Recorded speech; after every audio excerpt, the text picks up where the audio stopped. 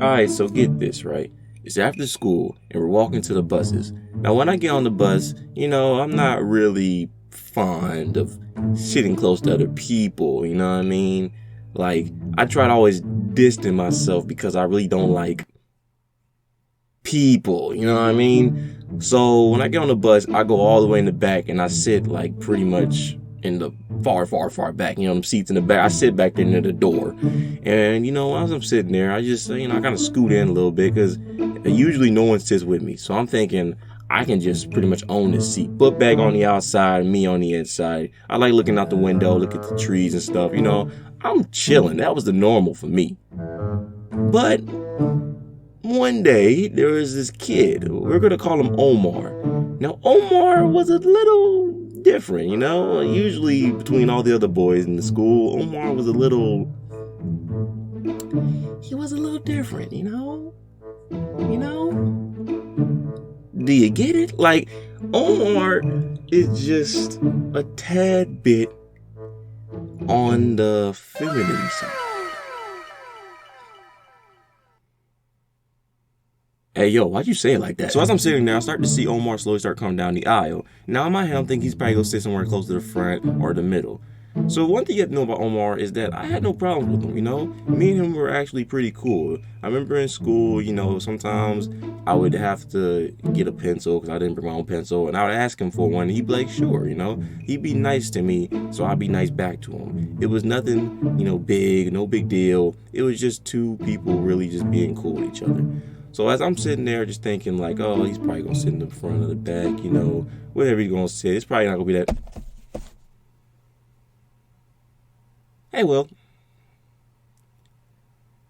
What's up, Omar? How you doing, bro? How you doing? So now I'm stuck in this seat. Now, if you are a bus rider, you know the feeling of being stuck inside a seat. You never want to be stuck inside a seat. You always want to be on the outside. So if it's time for you to go, you can just get up and walk out. Or if you try to switch seats to close to your peoples, you can just move out the seat and hurry up and, transition. But if you're inside the seat, you're pretty much in a cube. You're in a prison and you're at the mercy of whoever's outside the seat. So as that's happening, I'm just like, oh, okay, this is not it. So, but in my mind, I'm thinking, who do I really have to talk to at that time? I'm just like, whatever. I'm chilling. I'm doing me. I'll just keep looking out the window and minding my business. So as I'm sitting there, just doing me, minding my business, Omar started to tap me on the shoulder. So I look at him and I'm like, what's up? And he's like, I just wanted to say thank you for earlier. That was very nice of you. Now, at first I didn't know what he's talking about. But then I remember, like I told you guys earlier, we were cool. I sometimes borrow his pencils, and sometimes I let him, borrow my erasers and stuff. And I remember that day, I actually let him borrow, our whole coloring. What's the thing called? The coloring. Hey, yo, what's it called?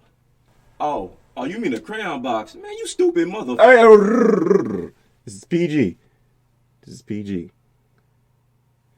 You're welcome, Rel. So like I said, I let him use my crayon box that day, and he was actually very shocked in the classroom. Because I remember he was sitting there like, oh my God, like, thank you, man, I really needed this. And I was thinking like, it's no big deal, just crayons, But, whatever. So as he's sitting there thanking me, I just, I'm sitting there just nodding like, yeah, it's cool, it's fine, you're welcome, it's just crayons. As I'm sitting there, I slowly start to notice that his legs starting to scoot a little closer.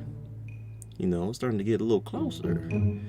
And how everyone is, everyone has the bubble. It's a certain type of bubble where no one else is allowed to get in it. Because it's your bubble. It's your protection bubble. It's your safe bubble. You feel safe in it. If anyone tries to get in it or penetrate it, that there's going to be consequences, because you're not allowed to. It's your bubble. That's your safe zone. And if anyone was to dare to even get close to it, you would have a fit. So no one in their right mind would get close to your bubble. Why is his leg almost touching mine? Why is this kid's legs almost touching mine? So as he's sitting there, giving his thanks, I slowly start to notice that he's getting really close.